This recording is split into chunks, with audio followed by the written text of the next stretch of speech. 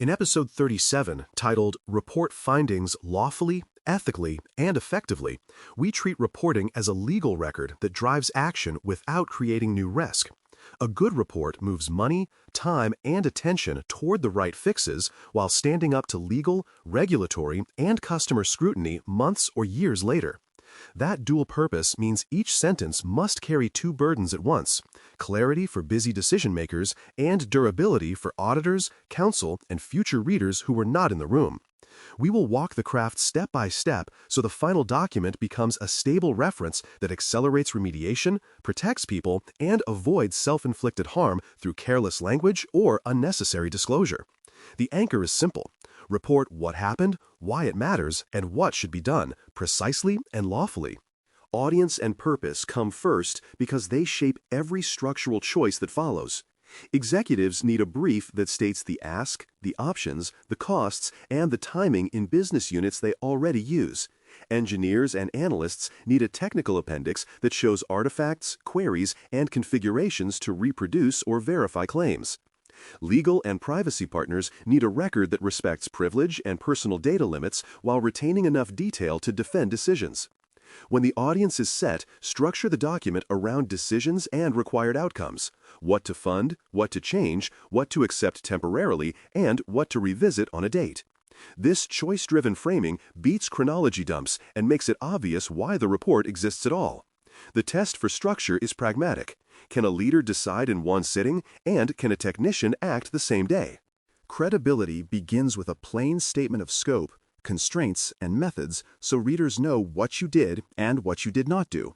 Scope names the systems, data, and time windows examined. Constraints acknowledge missing logs, unavailable witnesses, or untestable controls. Methods describe the tools and procedures used to collect and analyze evidence.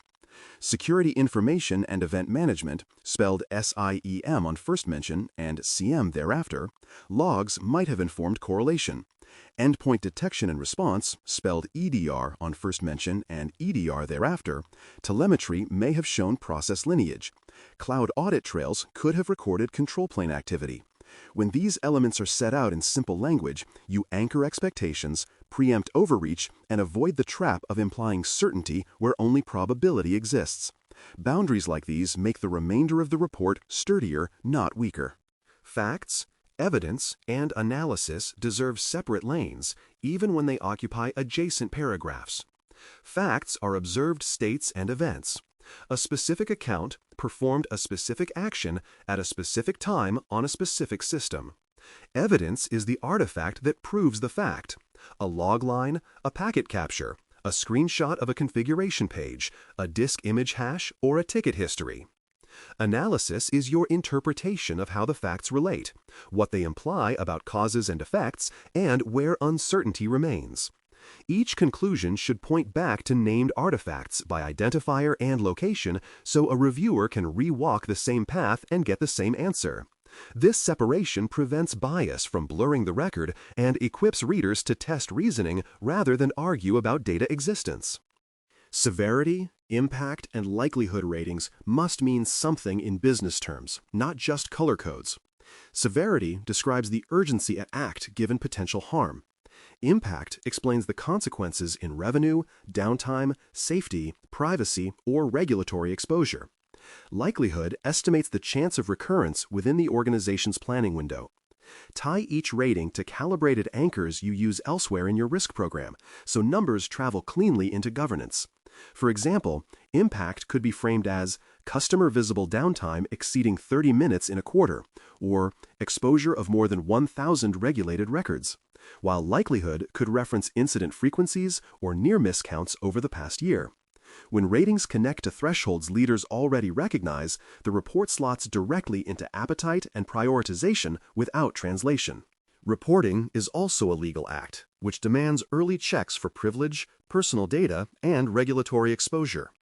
Attorney-client privilege may apply to portions of the analysis when counsel directs or integrates the work. Label those sections clearly and store them accordingly. Personally identifiable information, spelled PII on first mention and PII thereafter, should be minimized or tokenized in the body and referenced via controlled artifacts to avoid unnecessary disclosure. Sector rules and cross-border obligations may limit where you store copies, how you reference individuals, and how long you retain certain records. A quick legal and privacy review before circulation prevents accidental waiver of privilege, secondary breaches of confidentiality, or creation of new regulatory duties through careless wording. Lawful writing keeps options open. Recommendations should present practical remediation options with owners, milestones, and acceptance criteria that align to the organization's risk appetite.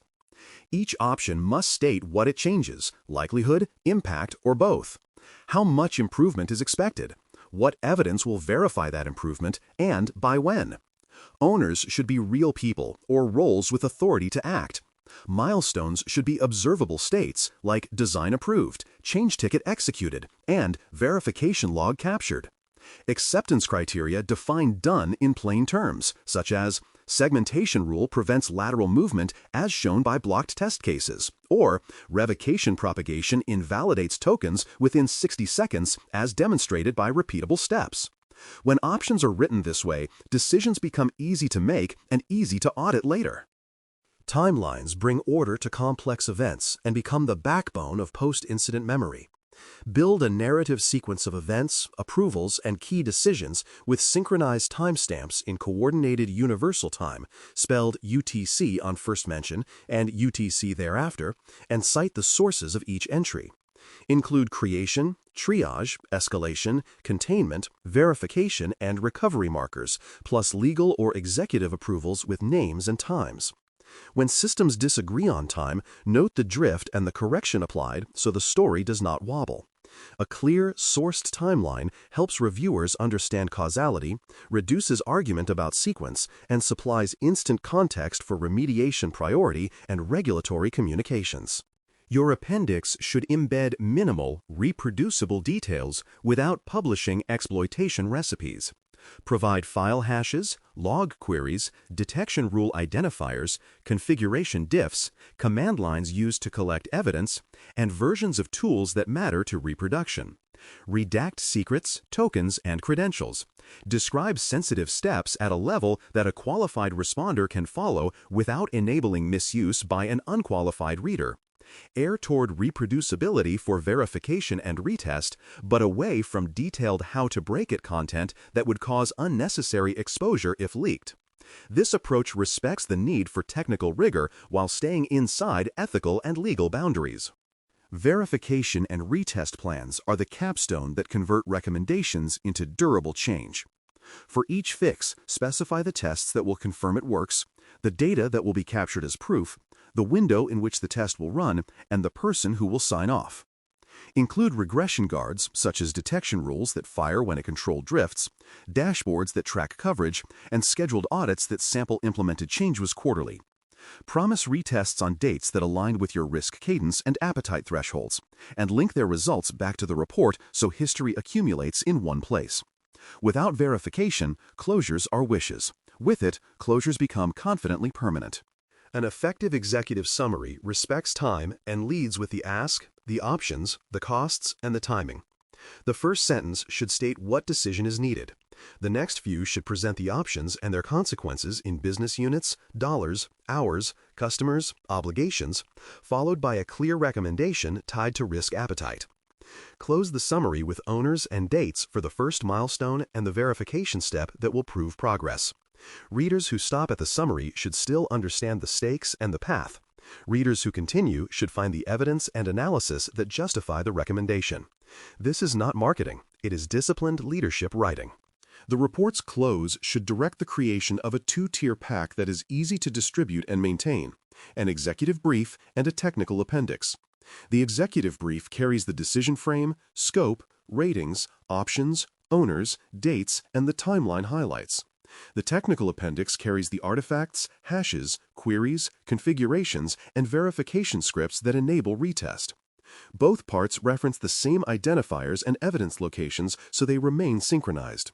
Store them where governance expects to find them, tag them with review dates, and update them when fixes land or evidence changes. When the pack travels together, decisions and engineering stay aligned without repeated translation. In conclusion, report findings as a lawful, ethical instrument that prompts decisive action and remains defensible long after the incident fades from memory. Set audience and purpose before you write. Anchor credibility with scope, constraints, and methods. Separate facts, evidence, and analysis, and tie conclusions to artifacts. Rate severity, impact, and likelihood in business terms. Run legal and privacy checks for privilege and PII. Present remediation options with owners, milestones, and acceptance criteria. Document uncertainties and alternative explanations. Maintain a synchronized timeline with sources. Provide minimal reproducible details without publishing exploit paths. Recommend verification and retest plans. Guard against communications risks with neutral language, and lead with an executive summary that puts the ask first. As a concrete next step, assemble a 2-tier report pack, an executive brief, and a technical appendix, so your organization can decide quickly and fix reliably while safeguarding the record that proves both. Thanks for listening. For more audio courses, daily newsletters, and more, please visit baremetalcyber.com.